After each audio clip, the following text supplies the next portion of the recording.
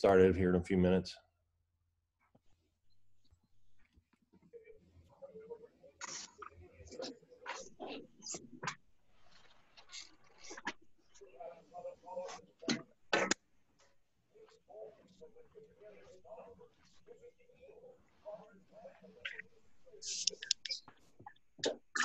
So as we get started here in a minute, just to remind everybody to please mute your computer, your phone. Lauren, I'm looking right at your box on my computer screen, so that we don't have any background noise. I will just go around the screen and ask for questions. We'll kind of go in order that's on my screen, and I'll try to let you know who's on deck. I think Josh will probably give a short opening statement, a little bit about what's behind this decision. And we do actually have Randy Ballard, who's our associate AD, oversees our sports medicine and played a big part in this too. If there's some technical questions, Randy can jump in and help maybe with help answer a couple of those if we need to. So.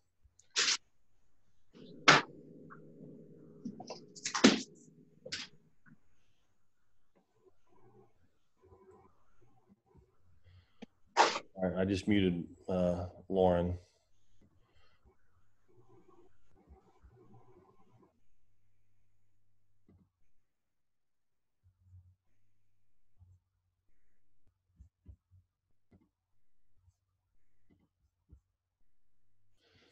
Jim, did I give you the ability to record, Jim Matson? Just give me a thumbs up or not. You're muted. Okay.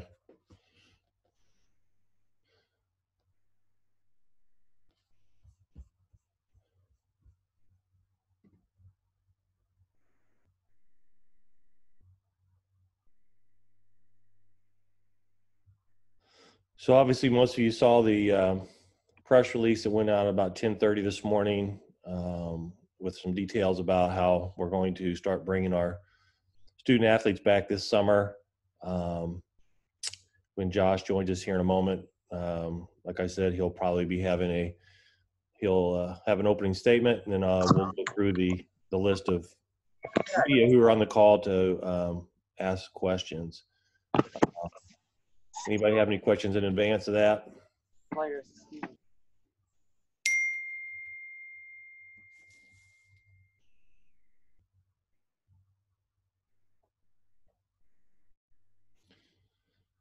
Hearing none or seeing none, nobody's lips are moving. If you're on mute, we'll just stand by here till we hear from Josh.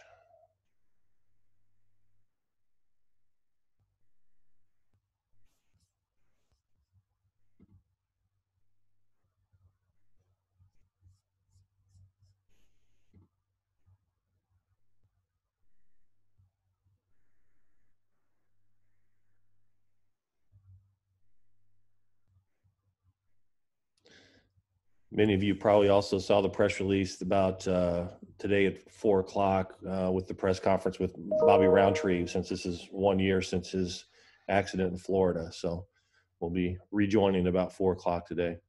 All right, I see Josh is on the line. Josh, how are you doing? I'm good. How's everyone? Seems like we have a good group here today. If you want to go ahead with a short opening statement, then I'll start bringing in questions for you, if that's okay. You bet. Well, it's good to see everyone again. I hope everyone's doing well, staying healthy, starting to enjoy some of the nicer weather, and looking forward to the holiday weekend. Appreciate everyone getting together on such short notice. Excited about today's news. As you might imagine, I've really kind of viewed this experience, now having a chance to reflect back on it over these last couple of months, and so far in three phases. I think the first phase you could have called the retreat phase. I think we were very cognizant of getting everybody spaced, getting student athletes home, getting staff situated to work remotely.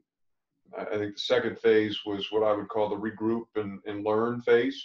We spent a lot of time just learning about the virus, learning about health protocols, learning about best practices in terms of how to approach this situation going forward. And I think we're entering now into what I imagine to be the third phase, which is sort of the advance phase. And as we've talked to our student athletes, and I think most of you know, we've talked with them regularly throughout this process. We've a couple weeks ago, and I don't remember the exact timeline, but we kind of transitioned our messaging and really started talking about the future and being encouraging about their activity and their mindset, and understanding that this environment that we're in right now is temporary, and that there is an opportunity here for all of us to come back to this campus when circumstances allow it, and really hit the ground running and capitalize on the tremendous momentum that we felt we started to build during this most recent academic year. And I think today's announcement is just the next step in that process, that advancement process. And certainly excited for a number of our student athletes to have the opportunity to come back to campus. Each phase, I mentioned the retreat phase, the regroup and learn phase, and now the advancement phase, I will tell you, has been driven first and foremost by health and safety considerations for our students, first and foremost, for our staff and coaches, for our broader community here in Champaign-Urbana. And as we start to look toward the fall, it will include certainly similar considerations for our fans and for those people who frequent our events. I don't want to get too far into the discussion today without mentioning the tremendous leadership that we've continued to receive at our university here from our Chancellor, Robert Jones, from our Provost, Andreas Cangelaris. I'm struck by one conversation I had recently with Andreas, where he looked me right in the eye and said, "Josh, we cannot operate out of fear." He said, we can certainly operate with due caution.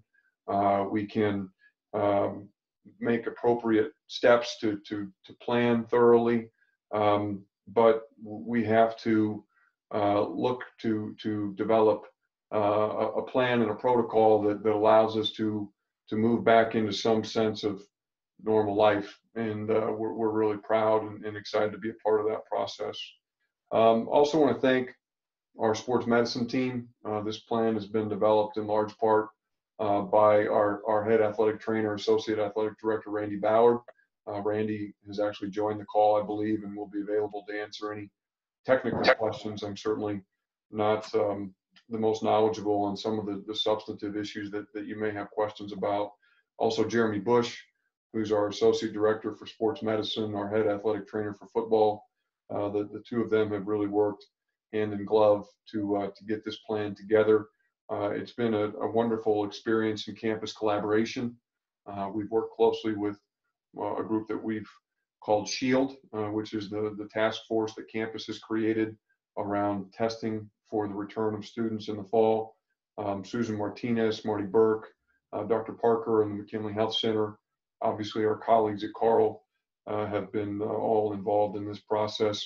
The Champaign-Urbana Public Health District, a group that candidly I never thought I would have to cross a lot of paths with, but has been a group now that obviously is very involved across the university as we start to look at returning to operation, not just within athletics, but for the entire institution.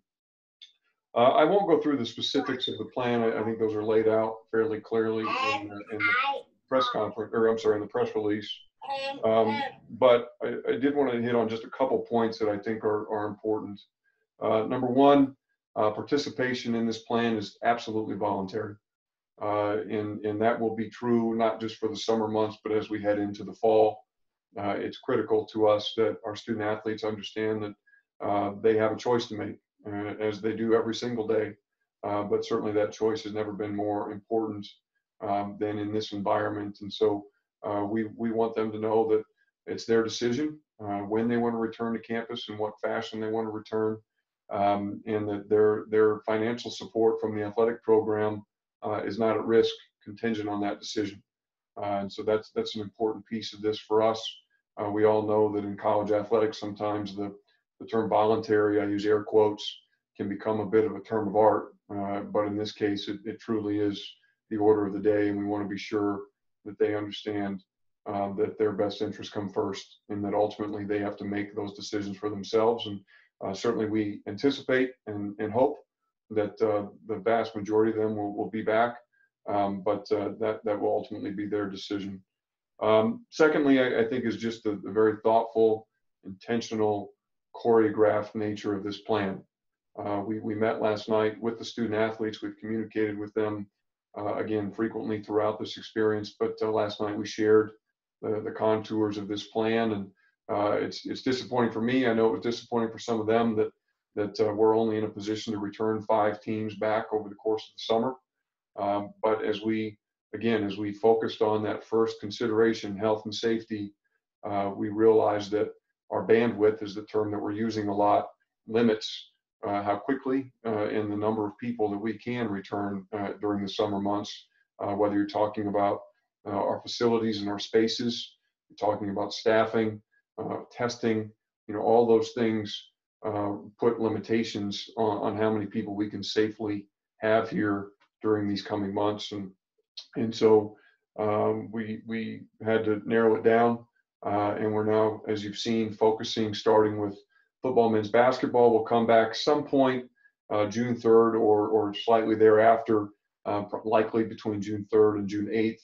We're still pinning down final dates. And then they'll go through a series of screenings, quarantining, and we anticipate starting some level of voluntary workouts with them around June 11th, again, maybe a few days after that. We'll then take a small break, evaluate how that return process went with those 2 teams, make any necessary tweaks, and then look to return our next 3 sports, women's basketball, volleyball, soccer, sometime around the 1st of July. In that week there, maybe we may wait and bring them back that Monday after the 4th, July 6th, I believe it is. And then they'll go through the same process of return to campus and screenings, quarantining, and before they begin their workouts. Well, then the next group would be cross country. That would probably happen sometime mid-August, maybe a week or so prior to when their normal report date would be. Again, recognizing what some of these onboarding procedures will look like and the time that they will take.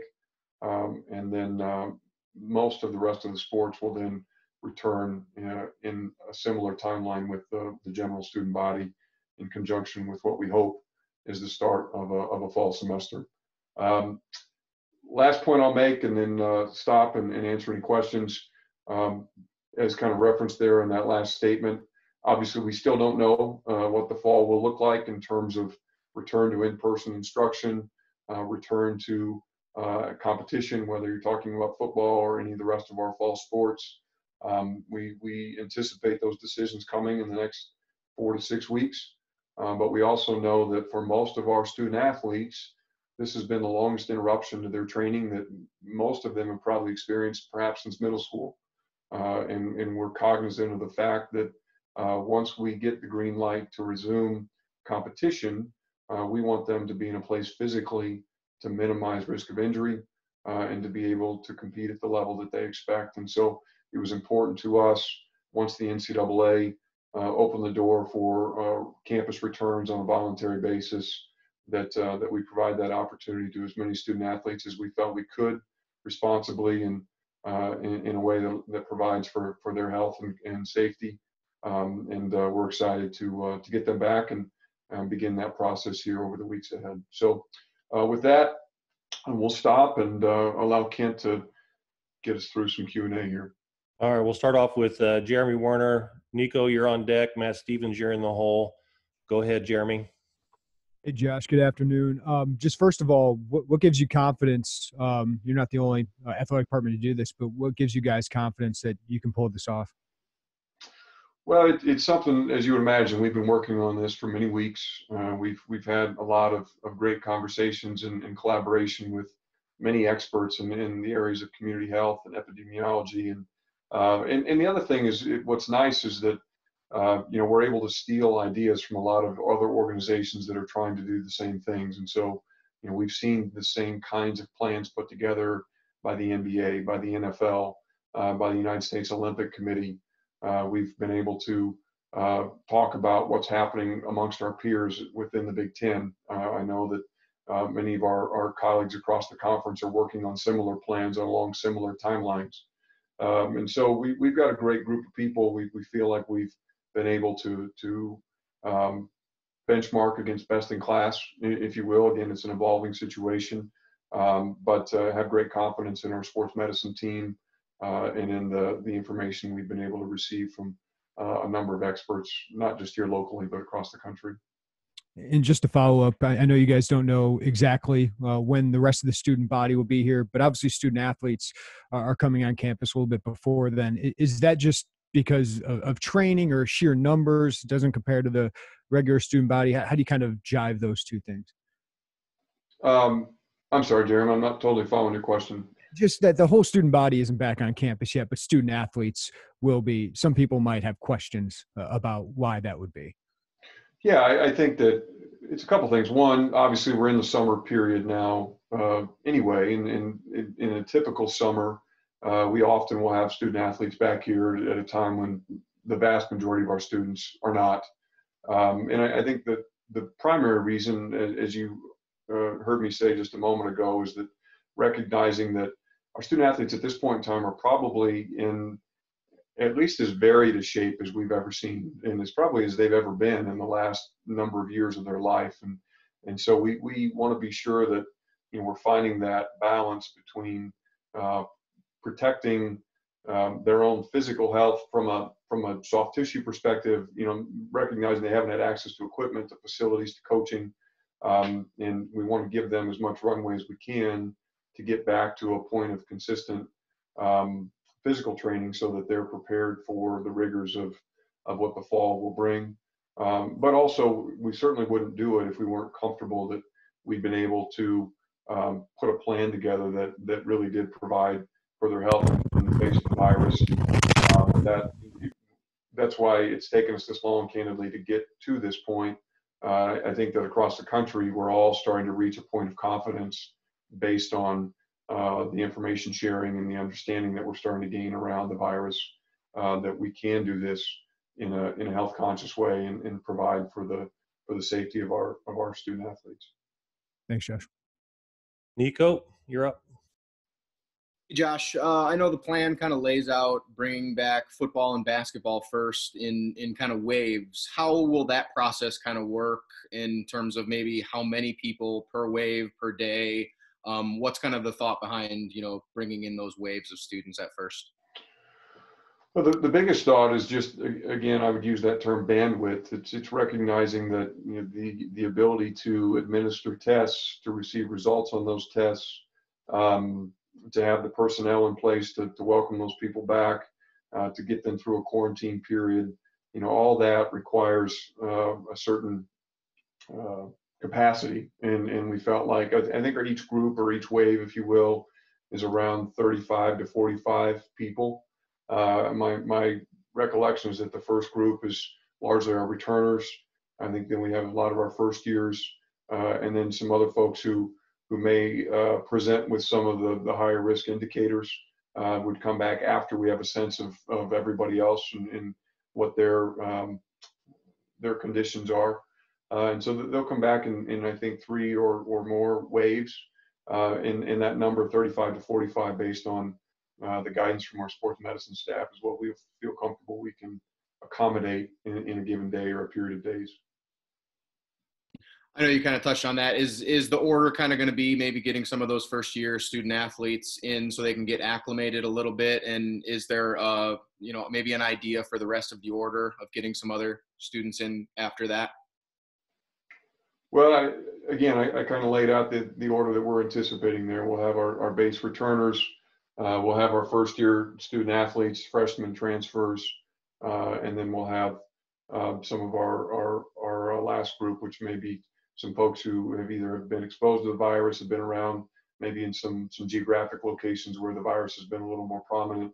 And there's a lot of factors that would go into that determination, but it'll all be very scripted by our sports medicine staff, and again, bringing everybody back in a thoughtful and very choreographed way. Thanks, Josh. Yep. Okay, Matt Stevens, Scott Ritchie, you're on deck. Josh, could you kind of explain the coordination that this plan has had and you and the university officials have had with Governor Pritzker and his plan for his gradual reopening for the state, and if you have any concerns as to whether or not this could be a conflict to the gradual reopening plan that he introduced for multiple areas of the state. Yeah, I don't have those concerns. We've consulted with the Champaign-Urbana Public Health District. We've been in conversations with the governor's office as recently as this morning, and so we're certainly, again, operating with completely above board and trying to get as much input as we can from all different stakeholders. So we appreciate the input that we're receiving from a number of different entities, including the governor's office, and we'll continue to incorporate that into our plan. And, the one thing about the plan is it's continually evolving, right? We all understand that the things that we know about this are changing almost by the day. Best practices and standards are changing by the day, and so we're going to always be looking to keep it updated and make sure that it's incorporating all the most recent information that we have at our disposal. The follow-up would be, would it be accurate to kind of say that the, hospital style, cleaning that has to be done after every workout, after all those types of things, not only has been talked about, but might be a more, might need more people, more personnel to kind of get this taken care of? Yeah, I don't know that it'll require more personnel. I think it'll require perhaps a reallocation of existing personnel. So certainly, we'll have, the nice thing is, you think about those of you who've been in the Smith Center, just as an example, we have a pretty sizable weight room. And so if you think about that weight room, it was built to accommodate 40 or 50 student athletes at one time. We're now talking about having 6 to 8 student athletes at one time, and the space that can create. The level of detail is really pretty impressive when you think about some of the guidance in the plan would include things like the student athletes are going to work out with the people they live with. So you're minimizing the number of contacts that you're having with people that are outside of kind of your direct and immediate circle. We'll have them working out with the same coaches each and every day. So you're minimizing that relationship. They'll be assigned a singular rack. Just to use that piece of equipment as an example, that's their rack. That's where they're going to be. They'll be on that rack every single day. And then in between groups, to your point, we'll be coming in with our facility staff and doing extensive cleaning. It won't require more personnel, but it will perhaps. And that's one of the when I talk about bandwidth, by keeping other facilities closed, we're able to take staff who are generally working in those facilities and reallocate them to the facilities that will be coming open. And so it allows us to make sure that we have the appropriate personnel in place to get the things done that need to be done. Okay, Scott Ritchie, you're up. Scott Beatty, you're on deck.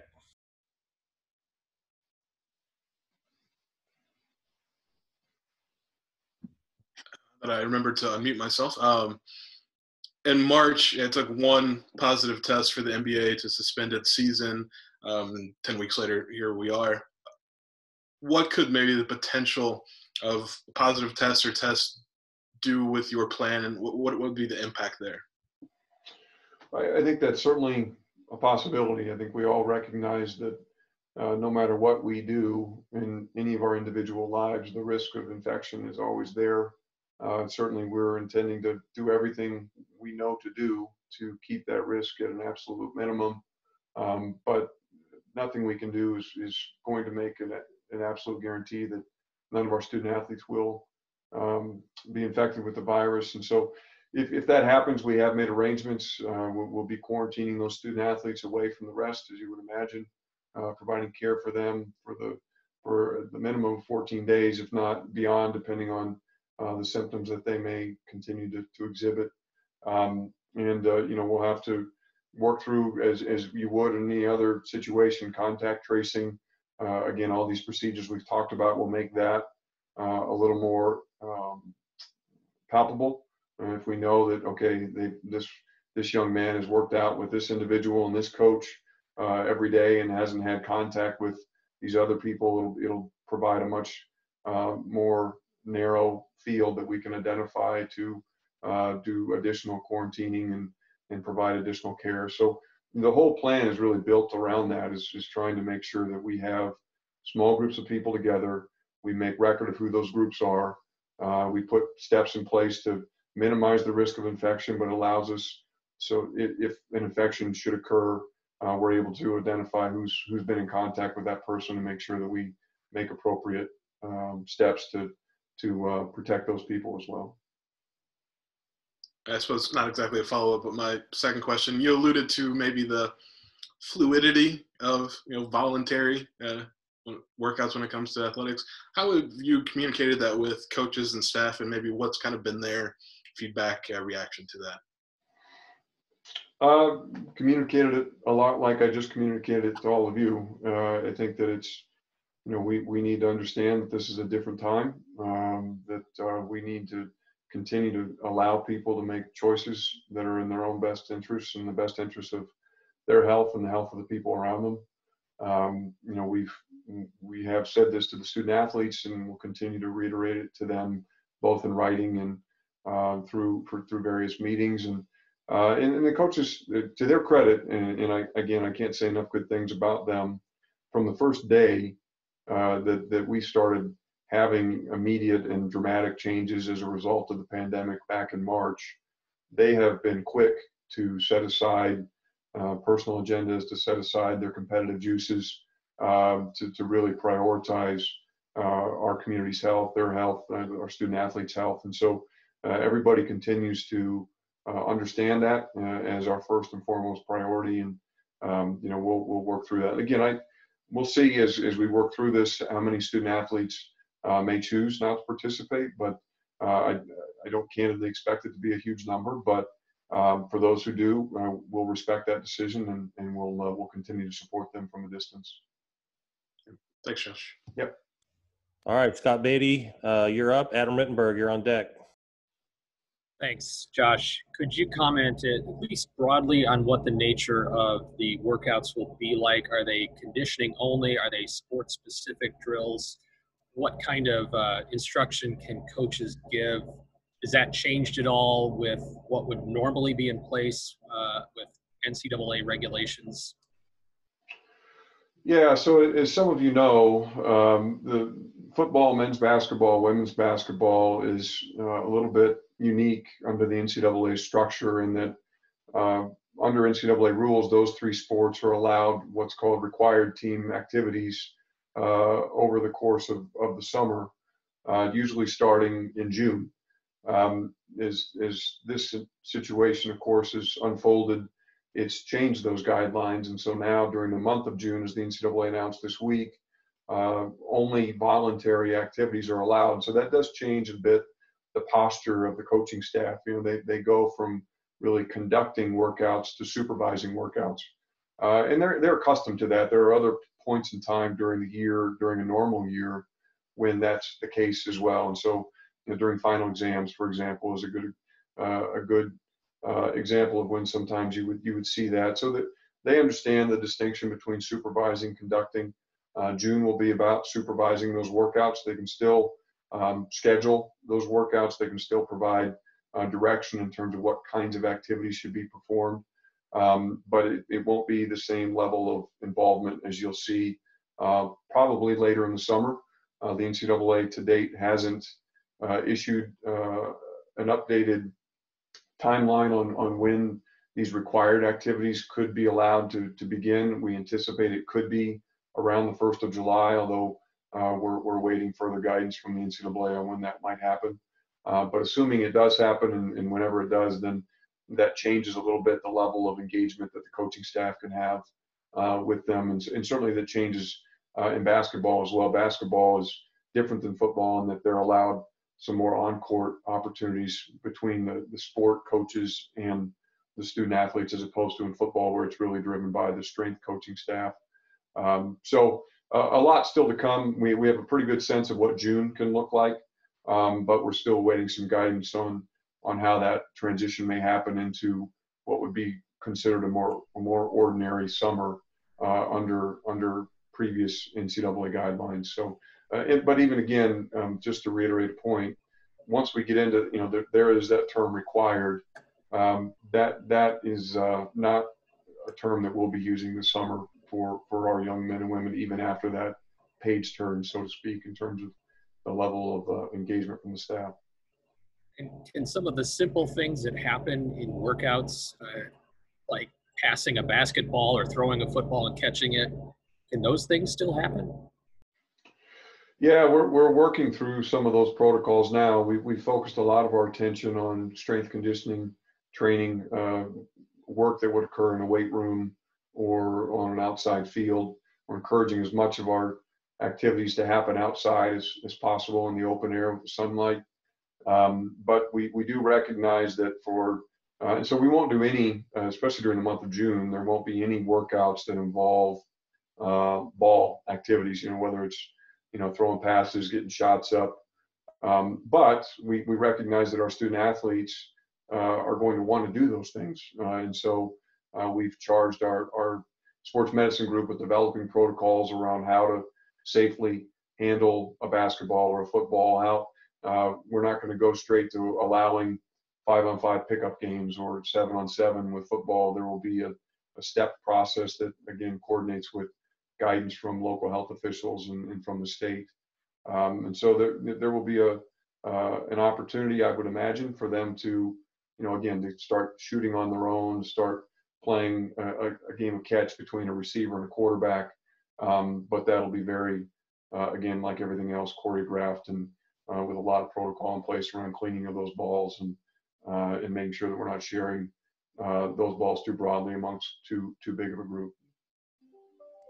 Hey, Adam, you're up, and Marla, you're on deck. Hey, Josh, I'm wondering what element of this process have you gained the most confidence in to get to this point, whether that's testing, how you guys will react if there's a positive test, or something else that's gotten to you most confident right now? Yeah, Adam, I don't know that I could point to one thing. I think it really is as much as anything, the comprehensive nature of the plan. I feel like it's taken us some time to work through each of those different questions, whether it's the testing questions, whether it's okay, what happens if somebody presents with the virus question? It's what are we going to do about balls and wanting to get shots up and throw passes, and how are we going to handle cleanliness in the weight room and just the limitations that our facilities present in terms of space available and hours in the day. And so it's just taken us a long time to work through that process in an intentional, thoughtful way. But as it's all, and it's just really coalesced here in the last, I'd say, 10 days. We knew that we had a lot of outstanding questions, but we finally started to get some answers and felt comfortable as those things all came together that we really had the outline of a comprehensive plan that would allow us to take this next step. And then you mentioned several times about the voluntary nature. I'm curious if you have had any feedback from not only athletes or parents of athletes about their concerns about them returning and things like that over the last few weeks. We haven't. We really haven't heard much from them expressing any reservation. I think if anything, to characterize their emotions, I think they're enthusiastic. They're excited. As I said, I wish, if anything, last night's call was hard for me because I wanted to be able to tell them all that we were going to open the doors wide open and they could all come flooding back to campus. And I know for some of them, they were ready for that message, and it was disappointing to hear that we weren't going to be in a position to facilitate kind of that mass return in a short period of time. So my sense is that they're excited to be back. I think that all of us obviously long for some return to normalcy, and so, as I said, we'll work through those situations with individual students if they present themselves. But right now we're excited about the group. Okay, Marla, you're up. Derek Piper, you're on deck. Hi, Josh. I was just wondering about, in the sense, if this plan is able to be executed successfully, will this maybe shine a light on or allow you guys to maybe be a trailblazer of bringing back fall sports on time? I know no official decisions have really been made about the fall, but is this an important step that you feel needs to be taken looking ahead? Well, the last way you said that, I think is absolutely yes. I think it clearly is an important step. It's a step we're excited about. We're not in any way the only sports organization doing this. And we've seen it now in a number of different professional sports settings. We've seen it from a variety of colleges and universities here over the last several days, in particular, making announcements of various plans. And like I said, I know for a fact that many of our peers across the Big Ten are also developing theirs and close to putting something in place that looks very similar in terms of timing. But I do think, we always want to be on the front end in terms of providing leadership and a model that others can follow. And we think at the University of Illinois, given the great strengths that we have in the sciences, our new Illinois College of Medicine, a lot of the relationships that we've formed across our community and across the industry, we think that we're in a position to really, use your term, I think, shine a light on how to do things, how to be innovative, how to be at the front of the pack when it comes to using technology and collaboration to identify solutions to hard problems. And certainly we've seen that play out time and again over the university's history. And if this is another example of that, then I think that's something that the university can be proud of. Do you feel like this is almost like a beacon of hope that Illini fans need given this time, and that, sports are coming back in this little way? It is for me. I would hope that it is for our fans as well. I think that if nothing else, over these last couple months, for me personally and from a lot of the people I've spoken to, I think we've all realized the role that sports plays in our lives and in broader society. And it's they always say you never know what you had until you've lost it. And here for these last couple months, there's been a void. I think there's no debating that. And if we can provide some little kernels of hope here over the next several weeks, months that lead up to a culminating moment of a kickoff of a football game or the first serve of a volleyball match, to me that's pretty exciting. And so again, there's no promises yet about what this means for the fall, but I would hope people would view it as an encouraging step and something that can maybe give them a little ray of light at the end of the tunnel that we can all walk toward together. Okay, Derek Piper, you're up. Gabby, you're on deck. Hey, Josh, hope we're doing well. You mentioned players working out with players that they live with as a way to control the amount of contact. To that point, do you expect there to be a major difference in how students are housed versus, players having roommates or just their overall experience away from the playing field? Sure. I think a lot of that guidance is still forthcoming from the university. We don't pretend to be the experts when it comes to campus housing. I know that I've been in some of these conversations. I know that obviously these are active questions that are being considered every day by our colleagues across campus. I think there will always be a distinction between on-campus living and off-campus living. Of course, the university is going to have a lot more control over how housing is handled in university residence halls and some of the private certified housing, maybe to a lesser extent. Once you get off into the apartments, probably not as much control. I think our guidance is, we're going to try and encourage our student athletes who do live off campus to live in smaller numbers, whether it's 2, 4 people. I think we're going to try and discourage the big houses where you've got a dozen football players live together like we did back when I was here. So that I think we're going to continue to try and educate. That's a big part of this, to encourage our student athletes to make informed adult decisions about what's in the best interest of their health and the health of those around them. And to the extent we can exert some influence over that, we will. Okay, Gabby, you're up. Jim Cotter, you're on deck. Hi, Josh. Just when it comes to sports like golf and tennis, how do you kind of keep those teams maybe motivated or just progressing towards a hopeful fall semester and just fall season when they're not going to be able to be on campus or kind of working together over the summer? Well, I think we have a lot of sports that straddle that fall spring season. So we've got, for example, the golf programs, as you mentioned, the tennis programs. Swimming starts in October and runs through March. I mean, in reality, I think as we all know, being a high major Division I athlete is a 12-month a year proposition, no matter what sport you're in. And so, we expect, and I think that all of our student athletes have demonstrated this, at least in the conversations I've had. They've continued to remain very motivated over these last couple months. We would expect that motivation will continue, if not grow, as we get closer to hopefully an official start with the fall semester. And so we know that, again, there's going to be some frustrations by some sports who would say we'd like to be back. The nice thing about golf and tennis, to use the two examples you did, is that those facilities are becoming available in most states. Golf courses are open, and those student athletes would have access to those. Here in Illinois, we'll be reopening tennis courts here in the next couple weeks. And so they will have access to facilities, and we'll continue to provide them with virtual training, the same as we have over these last couple months.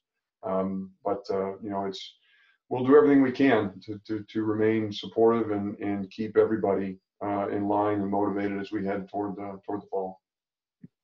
Did that access kind of, like you said, the reopening of golf courses and tennis courts, did that play a factor into this decision to probably not include them in the summer plan, or is that just kind of an after effect? No, really. I mean, the determining those 5 sports was really based on, okay, how many student athletes can we actually host here? How many do we have the capacity to have? We really didn't talk about, well, they could go to that place to continue to do their things, or they have an alternative. It was really based on, okay, what are our true fall sports, those sports that start that are designated fall sports by the NCAA, that have a preseason period that generally starts in early August, as well as in the case of the basketballs. As I mentioned, they're unique under NCAA structure because of some of the access they're provided to coaching during the summer. So that was really what drove the prioritization, if you will, as we identified which sports to include in that number once we had a sense of what that number could be from a capacity perspective. Hey, Jim Cotter, you're up. Joey Wagner, you're on deck. Hi, Josh. Good afternoon. I know you've talked about the coaches coming back. Do you have a specific plan in place about how to bring them back, and if so, and what numbers do you want to bring them back in as well? We do, yeah.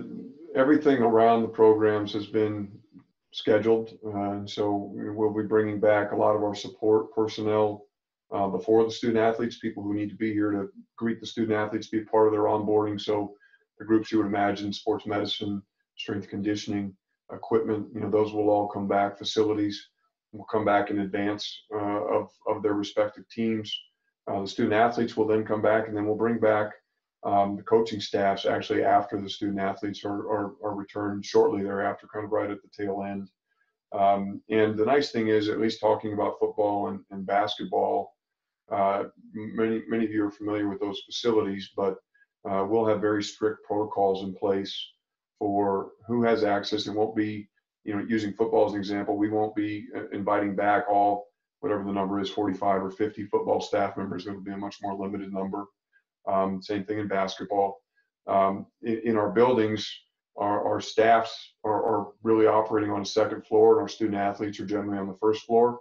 There will be a very clear line of demarcation, expectation set that the group that's on one floor doesn't go to the group on the other.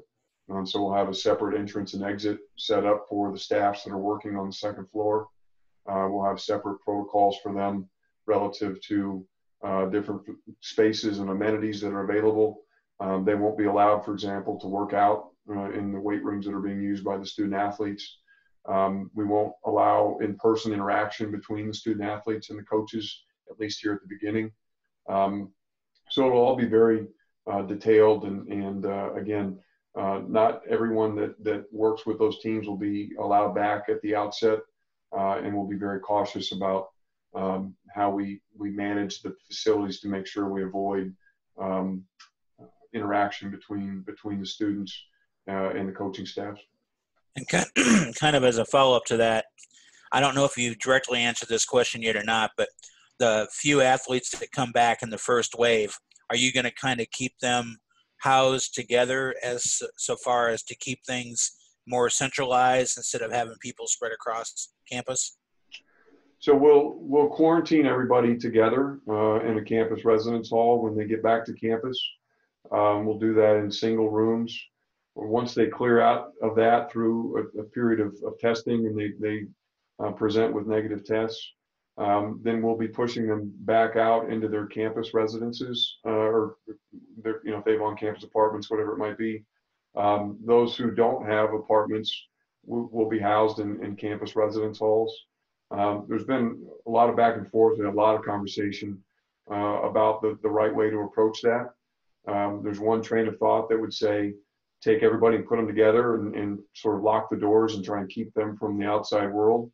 The other train of thought, which is the one that we've chosen to adopt, is that, recognizing that we're not going to be able to lock the doors. These are grown people who are going to make their own decisions about how to spend their off hours. We can provide them guidance. We can make suggestions. But we would prefer to have them a little bit spaced out so that, to a point that someone made earlier, if one of the athletes does in fact become infected with the virus, we're limiting that circle of touch to a group of 2 people who live with them in an apartment, as opposed to seeing it run through an entire team that's been living in a group of 50 and on a floor of a residence hall. So that's our general approach. We'll put them together right at the outset, and then we'll send them out to their individual residences, and that we think that will better allow us to maintain social distance and to keep any virus events that occur limited into more discrete locations. Thanks, Josh. Yeah. Okay, Joey Wagner, you're up. Jim Batson, you're on deck. Hey, Josh, I know you mentioned the 3 phases: the returners, the first-year transfers, and the people who maybe have been in a higher affected area. But within that group of returners, I would assume that's going to be your largest group of student athletes. How did you decide kind of in what groups to bring them back? Was it how they would, or where they would live when they were on campus, or where have they been for the last 2 months? I guess, how do you break that bigger group down into smaller groups? Yeah, well, that might be a better question for Randy, and Randy's on the line here. But I think that in general, our expectation is that we'll be able to bring that returning group back essentially in one wave. I don't think that there really is a stratification in terms of, okay, within that 45 people, we're going to bring back this 5 and then this 5. But maybe Randy, I'd pause there and see if I'm remembering that correctly. Yeah, one thing Josh hasn't mentioned is our athletic training staff engagement with our student athletes, both on a day-to-day basis when they're on campus, but also when they've been home.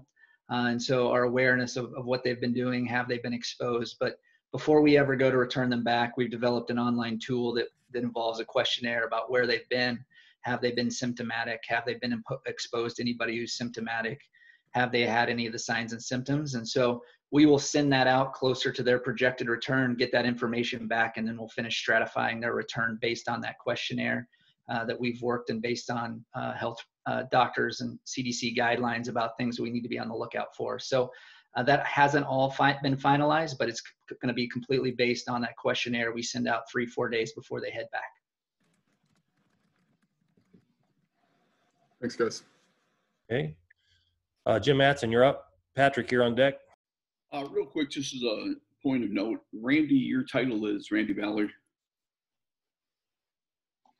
I'm the Director of Sports Medicine. Director of Sports Medicine, thank you. Back to Josh. Josh, when people see the movement to advance, and you mentioned earlier kind of a point of confidence, what is kind of your message to Illini fans? I've had Illini fans say, I see this Ohio State plan with only 20,000 seats. Am I going to lose my season ticket? Are we going to have tickets? Just what is your message to Illini fans who I'm sure are going to see today as a message of hope? Yeah, I think that the general message is that we hope to continue providing those little kernels of hope along the way here over the coming weeks. I'm not prepared today to talk about some of the plans that we've been developing related to the fan experience, and in particular football, volleyball, soccer.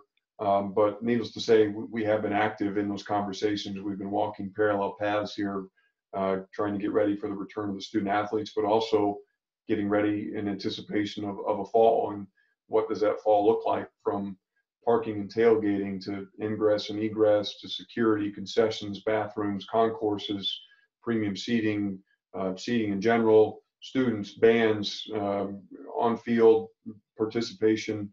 You know, the list is long in terms of considerations that go into running a home football game and now doing it in a safe and health conscious manner in this new environment. So we will have announcements on that front in the coming weeks. We think that people will be, again, to use a word, encouraged by some of the things that we've been able to put together. We want people to know that we're being very thoughtful and intentional when it comes to their health and well-being. We're intending to create an atmosphere that we think will make everyone comfortable and will still allow them to enjoy Illinois athletics.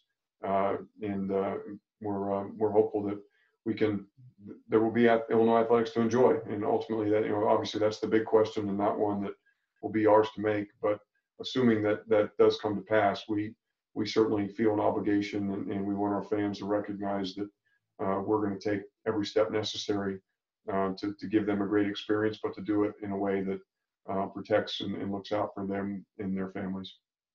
Thank you. Patrick, you're up. Gavin Good, you're on deck. Josh, just wondering, what was the communication like with Commissioner Warren, and have his goals kind of clashed with any of your goals?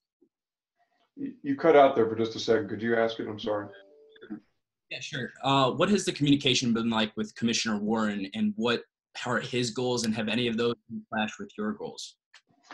Commissioner Warren's been great, and I think as most on the line know, we've had almost daily teleconferences with the Big Ten athletic directors and the conference staff, including Commissioner Warren, since this pandemic started. So we've now had, I don't know the number, but it's got to be 60, 75 calls. And it's in a lot of ways been a productive exercise. We've drawn closer together as a group of colleagues than we certainly ever would have in any other circumstance. You talk about getting thrown into the fire. It's been a tough first few months for Commissioner Warren, obviously, with this entire situation unfolding. But I've been so impressed with his leadership, been very grateful to him for his open mind, for his communication skills, for his critical thinking skills. I really haven't had any conflict with him. I think that he is in the same place that all of us are. He's trying to prioritize health and safety. He wants the conference to be a leader on the national landscape and how to host athletic events and do so in a way that's safe and health conscious for the participants, the coaches, and the fans. And certainly we're a very active participant in that effort as well. And so it's been obviously an incredibly trying situation, an incredibly tragic circumstance, but in a small sense, you know, it's been pretty inspiring to see the way that the Big Ten has come together around this issue, and the bonds that have been formed amongst the athletic directors of the schools and the conference have been pretty remarkable. And I think the strength that this has yielded will provide benefits to the league for a long, long time, even after this is behind us. Hey, Josh, with this plan for voluntary return, do you think that maybe within teams and programs that, you know, the decision to return or not might put some sort of social pressure on athletes who might not be comfortable returning at this time, but see that maybe the majority of their teammates are? And what do you think of just that situation? I think that's certainly possible. I feel comfortable that that pressure won't be coming from us, the administration, or us, the coaching staff. We'll go to great lengths to convey that message. And as I think we said in the press release, and I might have even mentioned in here already, we'll also provide a third-party non-athletics resource on campus if a student athlete doesn't feel comfortable coming forward with those kinds of concerns. Whether that kind of pressure exists within the student athlete population, I think is a slightly different question. I'm sure all of us have probably experienced some level of that in our own lives. I know just walking through the neighborhood here where I live, you'll see some people who have chosen to be pretty together in their driveways or in the street, and you see other people who are bundled up with masks and gloves, and so everybody, I think, has to learn how to navigate a little bit on their own in the situation, make decisions that they feel are in their own best interest. I think that in any moment of challenge, and certainly this virus is no exception, there are teaching moments here, and I think it's important for us to really encourage our student athletes to be independent, to be strong, and to not be afraid to express their voice or their opinion, even if that potentially differs from the voice or opinion of those around them. And so we've got to do a good job as leaders of effectively conveying that information to them. But at the end of the day, in that setting, in terms of teammate to teammate, they're probably going to have to stand up for themselves if they feel like they're in a different place than some of the others that they're talking to. Thanks, Gavin. Just because Lauren Tate's on a Zoom call, I'm gonna call and ask if Lauren has a question for Josh while we're here. Lauren, welcome to Zoom. He's got to figure out how to. I think he muted Kent. It's the best thing Lauren's ever done. I think I muted him a while ago, but I can't unmute him. So anyway, Lauren's going to have to go questionless today, but he did join in and listen all day, which is pretty good. Any other questions wrap up for Josh today? Jim Matson, go ahead. Hey, Josh, we're going to have Bobby Roundtree on later. You talked about inspiration and hope. How much inspiration and hope has he kind of provided the whole athletic department over the last year?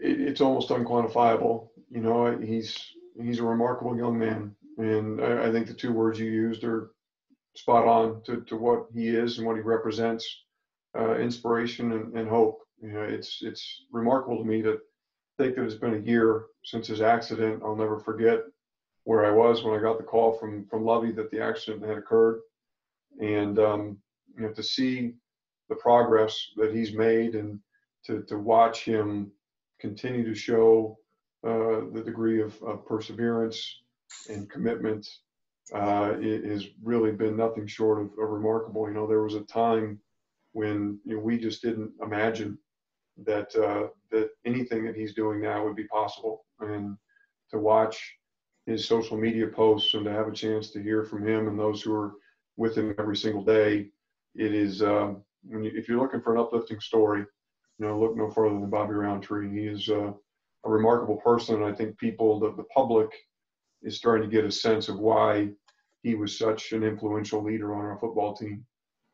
He brought that same level of work ethic, that same passion to the football field, and even in his absence now, he continues to provide this incredible example for others to follow, both in our locker room and I think across our entire Illini family.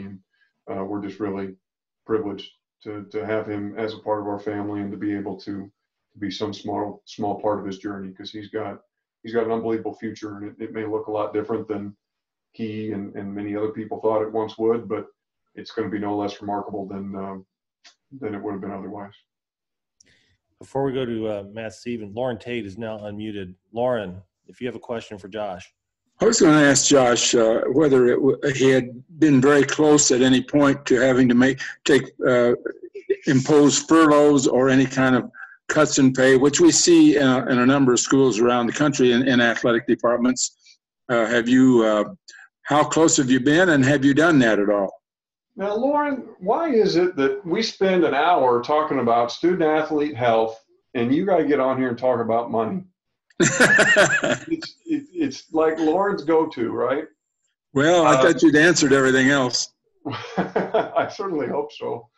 To answer your question, sure. I mean, I think that it's no secret that obviously this entire situation is presenting a great challenge for every college athletic program across the country, and Illinois is not exempt from that. And so we have been very aggressive in a number of the plans that we have instituted around trying to save money. We feel good about the steps that we have taken thus far. And we continue to evaluate other steps that we may have to take should certain situations develop in a certain way. And we, as anyone else, are watching everything that's happening around the country. There's only so many different levers you can pull. And we know that that's one that we haven't chosen to pull yet. And that's been a very intentional choice, as you would imagine. We didn't want to be premature in that decision. You start going into people's pockets, and that's something that we're going to be reluctant to do. And so we're trying to look out for the best interests of the athletic program, but at the same time, we're also trying to look out for the best interests of our staff. And so doesn't mean that may not become necessary, but for now, we've been able to put that off as we've evaluated some other options and started to institute some other pieces to our plan. But it just as with the health and safety conversation, the financial conversation is ever evolving, very fluid, and we're continuing to evaluate it literally on a daily basis. Thank you. Yep. Last question, Matt Stevens has a follow-up.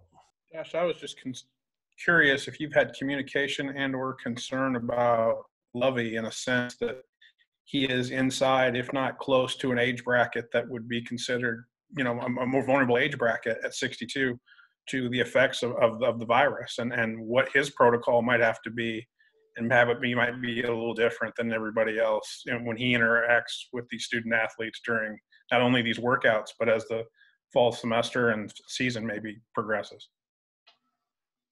It's a fair question. I guess what I would say in response, two things. Number one, Lovey will tell you he's in the best shape of his life, and that he has lost inches off his waist and would take anybody to the woodshed when it comes to a push-up contest. So Lovey feels very good about where he's at from a physical perspective. I think if we had an extra scholarship, we might consider putting him in a pair of shoulder pads and a helmet. But more broadly, the reality is that we have a lot of staff members and some student athletes who have any number of factors associated with them that potentially put them at a higher risk than others to be susceptible to the virus. And Lovey certainly isn't our only 60-plus old employee. We have a number of staff members who have immune compromised conditions, who have different things that we've seen as being more at risk. And so part of our personnel process is working through with those individuals, asking them to self-identify if they have situations that they want us to be aware of that would potentially give them pause about coming back to work. And we will absolutely work to accommodate those situations on an individual basis. And so I appreciate the question about Lovey. But the reality is that with 300 plus employees, we have a number of them who have similar considerations, and we're going to handle that on an individual basis with each and every one of them.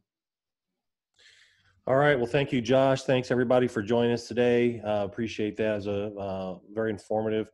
And again, for those of you who will be back at 4:00, Jeremy Bush, who's our head football trainer, will be on that call as well to help provide some perspective. Any other questions for Randy Ballard? I don't want to throw Randy on the spot, but he was on the call the entire time. Any technical questions regarding the plan to return here to campus for voluntary workouts?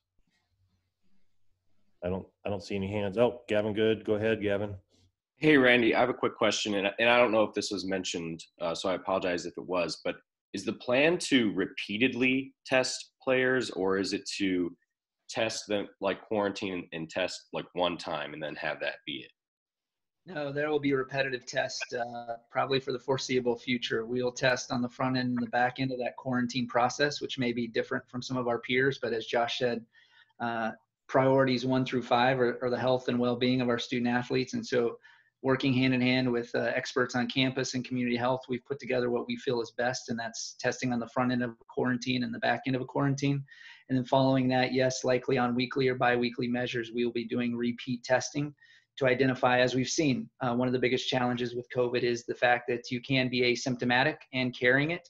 And so not only will there be weekly testing, there will be daily, as I mentioned, we'll be doing that 72-hour out from their return questionnaire, but there'll be daily questionnaires and daily checkpoints, including temperature and pulse ox checks at the doors of our facility to try to identify any asymptomatic people so that we can make sure that we're not continuing the spread of COVID amongst our student athletes.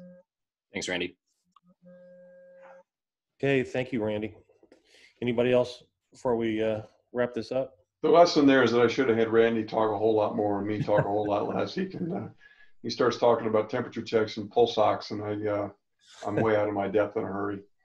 Well, Randy, you gave Randy and Jeremy a lot of credit at the beginning, and rightfully so. They put a lot of effort into the plan to get these student athletes back. So appreciate those guys for joining us today and being available.